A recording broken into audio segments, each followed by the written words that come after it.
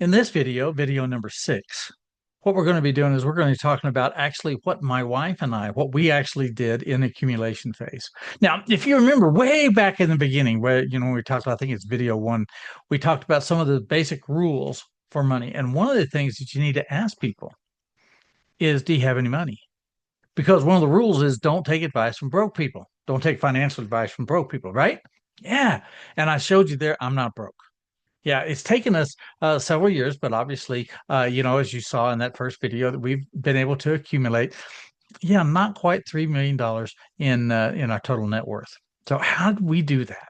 Right. And that's what we're going to talk about in this video. How do we do that? And basically, we used about 5 different things. One is our 401k. 2 is our employee stock purchase plan. 3 is mutual funds. 4 is real estate. And 5, actually, oil and gas. Yeah, that's pretty much a bust. But anyway, that's what we did. So let's talk about those things. The first thing that let's talk about is a 401k. Now, my wife and I were fortunate. We spent most of our life in the high tech industry. And in doing that, what we were doing is we were able to take advantage of their 401k plans. Now, most of the companies we worked with had 401k plans. All right. Not all of your employees, not all of you have those plans that are available, and not all of our employers that we worked with did have those plans. But when they were available, we took full advantage of them. We took out the maximum amount that we could take out in any of them was 6%, and the companies tended to match 3 to 4%.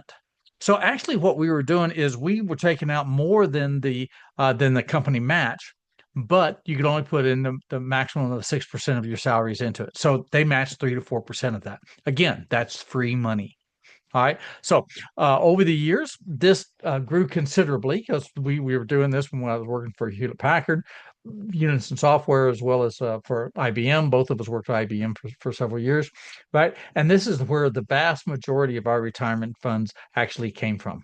Okay. Now, remember, the money that you put into your 401k is going to be 100% taxable upon distribution. So, one of the things we're going to have to worry about upon our distribution is what we're going to do with what could be a large taxable income. So, we need to think about that. But it's a great way to accumulate money, and that's what we did.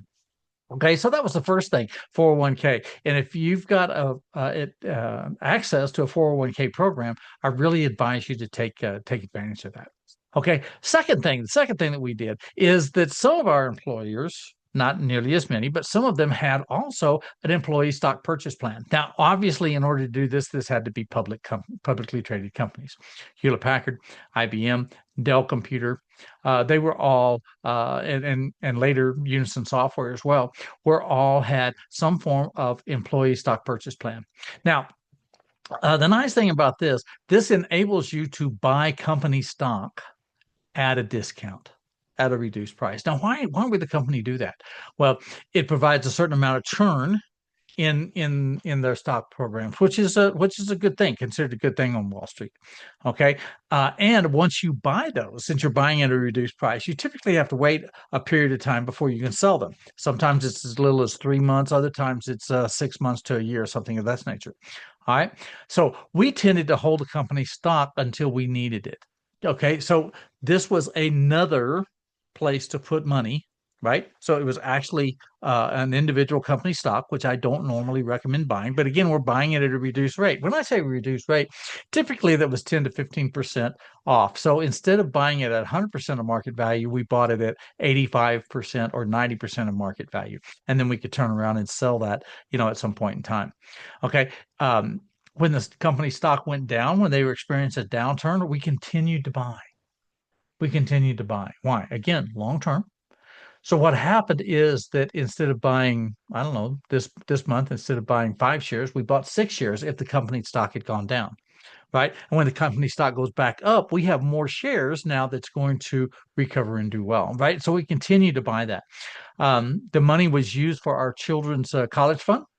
We also use this as a deep or secondary Murphy fund for emergencies. So it worked out pretty well that way. Again, it's not a short-term thing. It's typically a long-term thing. So we were using it, like I say, for our children's college fund and for deep or secondary Murphy funds. So that's the second thing, is an employee stock purchase plan. Not all of you have access to that. If you do, take advantage of it. right? The third one is a mutual fund investment. Okay, so we invested in mutual funds and have been investing in mutual funds since we first got married. Okay, now remember, a mutual fund is a way to invest in the stock market without buying individual stocks. So you buy groups of stocks.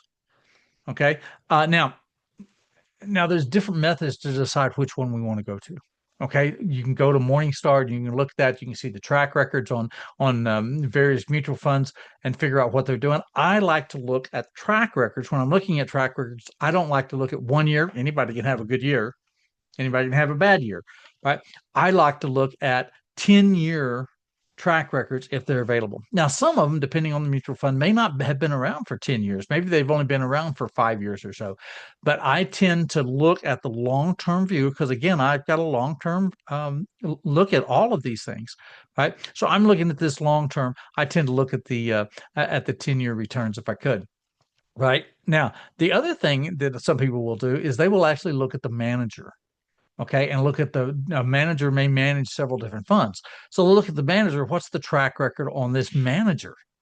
Right, type thing. So that's another way of kind of trying to look at this. You kind of figure that, geez, if they have a good track record, then what's happened is that they have done well over a long period of time. And if they've done well over a long period of time, they're more likely to do well in the next 5 years or 10 years or whatever. Right. So, another way of picking mutual funds is to look at the mutual fund manager. Now, a third way of looking at this, and something that I really like and have done and continue to do, is that I put things into an indexed mutual fund. Now, an indexed mutual fund that I actually working with, this is trying to mimic the S&P 500. Okay, you can get it to the S&P 500 or the Dow Jones or whatever, right? Now, this is advantageous for several reasons. One is the cost of these funds, the managing of these funds is just minuscule, right? In my case, it's like free. I can put money in, I can take money out, I can sell it really easily, it doesn't cost me anything to make trades, like zero. That's very cool. Now, the S&P 500 and this particular stock mutual fund that I'm running over the past 10 years has an average return rate of 13%. Wow, 13%, right? So it's really, really returning well. Now, does that mean every year it returns 13%? No. Some years it might lose money, right? But other years it's going to return 15, 20, 25%. All right. Again, if you're in it for the long term, and you should be when you're looking at these things, that works out really, really well. Okay. Now, it's not a tax advantage program. So, what do you have to do when you sell it? You have to pay taxes on it, but you only have to pay taxes on the gains. And if you kept it for a period of several years, then you only have to you pay capital gains tax as opposed to ordinary income. Okay, so you don't have to any penalties to access the funds. And we've used this funds again to help with our college, our children's college fund, and again a deep or secondary Murphy fund. All right, now real estate. We've actually didn't really intend to use real estate too much as an investment, but it worked out for us. All right. There's a lot of people that encourage you to use real estate as an investment fund, and that's fine. That's fine. I don't have a problem with that. Um, we really didn't. Basically what we did is we bought a home, right? We bought a home. Now, the first home that we bought, right? What happened is that we took out, and this was in the goodness late 80s. We took out an 8.5% ARM, or adjustable mortgage. Wow, 8.5%.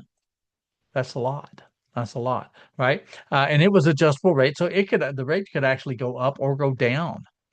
Now, was that a big deal? Wasn't a great deal, but it enabled me to get into that home. Okay, again, it's my first home. I was single at the time that I bought it. Um, so anyhow, it enabled me to get into the home. Now we ended up living in that home for several years, and afterwards, what we ended up doing is we sold the home. We only made goodness, I don't know, like $1,800 or something like that, right? Not a lot of money. But we had established a good track record. We had enabled us to buy our second home. Now, in our second home, what we did is we were able to buy some land. And we bought this at a land auction. Again, remember we'd been in the first home for several years. We bought some land at a land auction. Yeah, so we bought it for not a lot of money, and then we ended up building a house for it, and lived in a rental property while we were getting the house built. So we were paying on the land, which wasn't great. Uh, and then what we were doing is we rolled that into built the house and rolled that into a mortgage. Yeah, we lived in it for 25 years. Pretty cool. Pretty cool. Yeah, and that went up about three times in that period of time. I said three X, right? All right, so that's the second home that we had. Is we had a home on about 6 acres. Um, Now, what we also did during that time is that we bought some raw land. Really, yeah, about 85 acres, way out, a couple hours away. Now, I bought it mainly for hunting purposes, and we were able to do a variety of things, and that worked out well for us. Because what we did is we bought this raw land, and since there was no home on it or anything of this nature, then we didn't necessarily have to have home insurance, right? Yeah, we had cattle. We put cattle on it to keep our ag exemption. So our property taxes was very, very small. There was some existing wells on it. They weren't developed, but they were existing wells, and we were able to run electricity to these existing wells. We were able to put in some improvements on the land, and we kept the land for several years. And what ended up happening is when we sold that land, we sold it at such a profit that we were able to pay off our second home completely. Yeah, so now all of a sudden I don't have a mortgage. Ooh, pretty sweet. Pretty sweet. So that worked out pretty well. We're actually using raw land as an investment. Now, I didn't really buy it for an investment, bought it for hunting property and things of this nature, but it worked out well. Okay, our third home actually belonged to my mom. Yeah, yeah, she had belonged to my mom. She had inherited from her dad, and she had now gone into a nursing home and was in need of money. What it amounted to. So what we ended up doing is we sold our second home, right? The one that we had completely paid off at this point. We sold our second home, paid her cash for her home. We kind of downsized. Our kids were gone by this point. We kind of downsized. We were able to put in completely renovate the home, and paid cash for that, right? We did a variety of things. It's enabled my mom to be completely financially secure for the rest of her life while she was living in this assisted living facility, right? And allowed us to renovate the home. And then we lived in that for, I don't know, 5 years or so. And then what we ended up doing is we ended up selling that home. And when we sold that home, we moved from Texas to Colorado, ended up buying our mountain home. Woo, right? I've got a mountain. I've got a nice view. I actually can see Pikes Peak from my back porch. Kind of cool. Uh, but we ended up buying that home. Now we weren't able to pay cash for it, so we sold the house there in Texas. We sold the house. We were able to pay a large chunk. We took out a relatively small mortgage, on this home here. But what we've been able to do is we've been able to use real estate to kind of ladder up, right, and buy nicer homes and homes where we would like to be. So that's kind of what we've done is that we've done a variety of things using a 401k, an employee stock purchase plan, right, mutual fund investments, real estate, and dealing with our personal house. So our recommendations. Well, what works for me may not work for you. You may be more comfortable with real estate. I'm very comfortable with stocks and mutual funds and things of this nature. You need to do what works for you. But if I was going to give you recommendations, I would go back and I would look at those 10 rules for riches. Okay? Simply look at those 10 rules for riches. Let's go over those real quickly again, right? Number one, pay yourself before all others. Pay yourself 10% of your income and invest that in something that you understand and know about. Control your spending, right? It's not what you make, it's what you keep. If you make $100,000 and you spend $110,000, guess what? You're losing money, right? If you make $100,000 and you only spend $70,000, you're keeping 30. So, it's not what you make, it's what you keep. So control your spending, control your debt. Debt's a real problem in this country, whether you're talking about debt from a house, talking about debt from student loan, talking about debt, credit card debt, talking about debt from cars, all of those create a real problem. So control your debt. Number four, create a Murphy fund. Murphy is in control of the universe. You've heard the adage if anything can go wrong, it will. Right. So control your, create a Murphy fund. He's going to come up and bite you where the sun don't shine. Right. So put some money aside, 1,000, 2,000, 5,000, 10,000. Some people will say 6 months worth of salary, whatever you're comfortable with, but create a Murphy fund. Okay. That's number 4. Number 5, buy insurance when appropriate. All different kinds of insurance: car insurance, home insurance, rentals insurance, term life. Think about what you need. Right. Number 6, invest every month. Invest every month. Don't let a month go by when you don't put something aside. Now, if you look at the rule number one is pay yourself before all others. And I'm saying invest 10%. If you can't do that, I get it. You can't do that. Invest something. $10, $100, $150. Next month, you may have a little bit more. Next month, you may have a little bit less, but invest something, right? Invest every month. Number 7, allow yourself time and money to play. Yeah. Yeah. All work and no play makes Jack a dull boy, right? And also does not make for good marriages, good mothers, good fathers, right? So invest time and money to play, right? Guard your investments. Number 8, guard your investments with knowledge and commitment. Invest in what you know and be comfortable with that, right? Commit to it, right? Number 9, make yourself more valuable. Never stop learning. Never stop learning. Continue to make yourself more valuable. Not just learn about investments, but learn about changes in the marketplace. Do more than what the average person will be. Never let it be said that you did the least you could do. Right? Don't do that. Do more. Do more than the average person. A lot of life is just about showing up. So show up. Most people won't. Right? So make yourself more valuable. Never stop learning. And number 10, give to others. Give to others, right? It's just going to enrich your life.